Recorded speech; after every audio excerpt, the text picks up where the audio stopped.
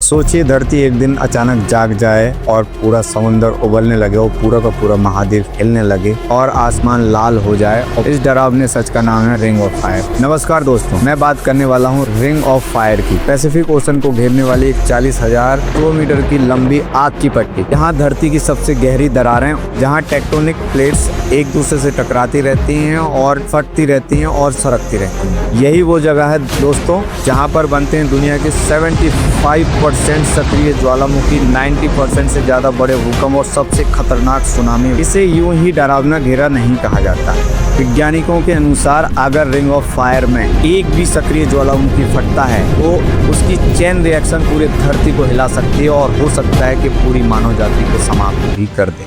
समुद्रों और महासागरों का प्रेशर बदल सकता है और लाखों टन राख जो कि हवा के तापमान को बदल के रख देगी और पॉल्यूटेट कर देगी। लाखों टन राख हवा को जहरीली बना देगी और तापमान शायद कुछ दशकों के लिए गिरा भी सकती है। फसलें नष्ट हो जाएंगी, शहर डूब जाएंगे और हजारों किलोमीटर तक सिर्फ और सिर्फ अंधेरा हो सकता है। सबसे डरावना सच दोस्तों ये है कि रिंग ऑफ फायर कोई नींद में नहीं है, हमेशा से एक्टिव है, बस फटने का इंतजार कर रहा है। का संतुलन बदल रहा है। कुछ वैज्ञानिक मानते हैं कि ग्लेशियर के पिघलने से और क्लाइमेट चेंज की वजह से धरती का वजन और संतुलन बिगड़ रहा है, जिससे टेक्टोनिक प्लेटों पर भी प्रेशर पड़ रहा है। यह एक खतरनाक डोमिनो इफेक्ट है जिसके बारे में दुनिया भी चुप है और मीडियाज भी हमारे यहाँ की चुप है। किसी भी मीडिया चैनल को या किसी भी पॉलिटिकल पार्टीज को कोई भी मतलब नहीं है क्लाइमेट से या फिर क्लाइमेट चेंज की वजह से, जलवायु परिवर्तन से, इन सारी चीज़ों से। उनको सिर्फ और सिर्फ अपनी राजनीति दिखना है और मीडियाज को सिर्फ और सिर्फ अपनी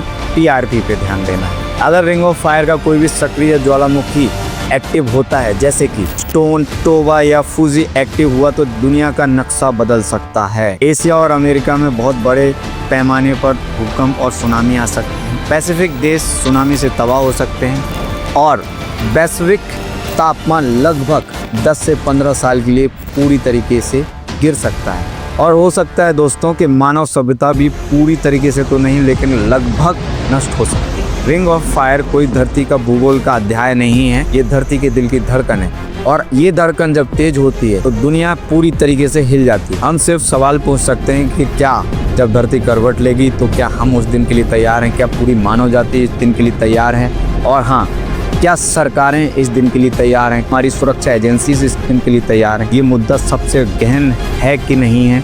मेरा सिर्फ इतना सा सवाल।